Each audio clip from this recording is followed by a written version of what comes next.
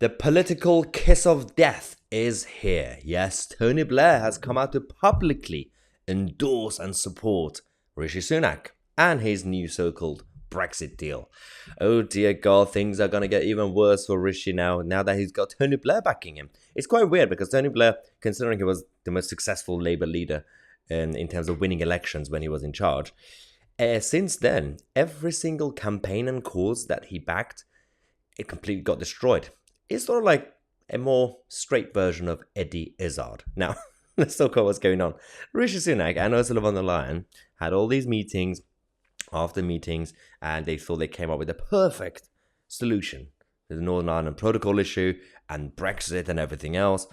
And they want us to believe that they have our best interests in heart, and they want to do things to help the British people, especially Ursula. She really loves the British people. Yeah, absolutely. She doesn't want to punish us.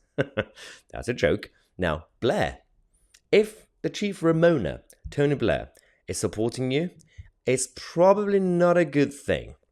So, Tony Blair said, my reason for supporting what this Prime Minister has done on the Windsor Agreement or Windsor Framework is that I think it represents the most practical way forward that minimizes all the theoretical objections. The problem is that we are trying to reconcile the inevitable different elements that come from Brexit and its impact on Northern Ireland.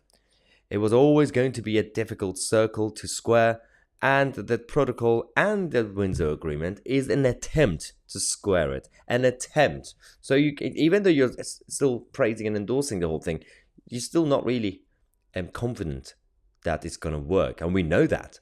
So he says, because Brexit has created a challenge for Northern Ireland, let's basically keep Northern Ireland in the European Union. How is that a solution? We have to protect the integrity of the Union and our kingdom, and it doesn't really matter what the single market values say or what the customs union regulations say. We have to be independent. That's what people voted for, rightly or wrongly. If the British public said, well, we want to leave the EU regardless of anything that could happen, that's the will of the people. I don't care. You have to respect democracy. But they don't. Now, of course, not everybody is on that side. We have the European Research Group, ERG. These are the pro-Brexit Tory MPs. A few of them left who are pretty sound on these issues. They are now ready to rebel against Rishi Sunak and his new agreement, the so-called Windsor Framework. So the vote is going to be this week in Parliament. We'll be giving you a live report as we get more information about it on the day. But it doesn't really stop people like Tony Blair from interfering on everyday politics. I thought that when these people finish their so-called public duty and public service as prime ministers, they really want to take a break and go and retire. Why is it that we have so many former prime ministers these days keep making interventions? Just go and do something else in your life. It doesn't really matter what you do as long as you don't get involved with the everyday aspects of British politics and society. So Blair continued by saying, well, this whole thing, he admits, they doesn't remove checks on goods, but it means that they are going to, in most circumstances, be practically insignificant. Really? Okay. I'm going to address this in a second, guys. Because Blair says, that is honestly the best I think you can do with this. The realism is that there is no real answer to this problem. Okay, so 1. Blair admitted what we already knew, that it doesn't remove checks. Despite the fact that Rishi and Ursula came and said, yep, all the checks are gone now. Everything's perfect. We've come up with the twin lanes, green and red, to avoid checks, but it doesn't remove checks. Not necessarily for the red lane, which the red lane is basically goods and products that could come from Great Britain into Northern Ireland, but could end up in the Republic of Ireland, which is the European Union.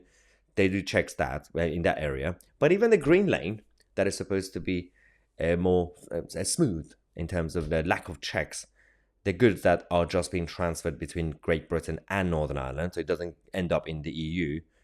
The issue with that, we've already covered this on the channel, is that green lane requires you as a supplier or a business to be on the approved and verified list with the government. So who is going to be checking that list? Who's going to be approving businesses and suppliers? Because clearly that can't apply to everyone.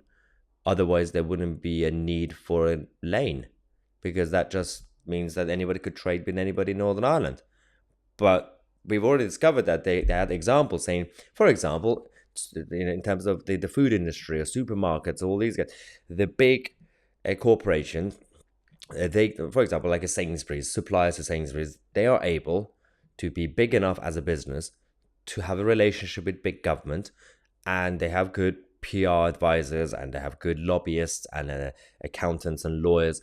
They'll be able to get themselves on that verified list. But a small business or a corner shop or a small supplier, a farmer, they're not going to be able to do it because they don't have the capacity or the ability to be close to the government and get on that list. So basically, this is going to hurt smaller businesses, medium-sized businesses, and individuals.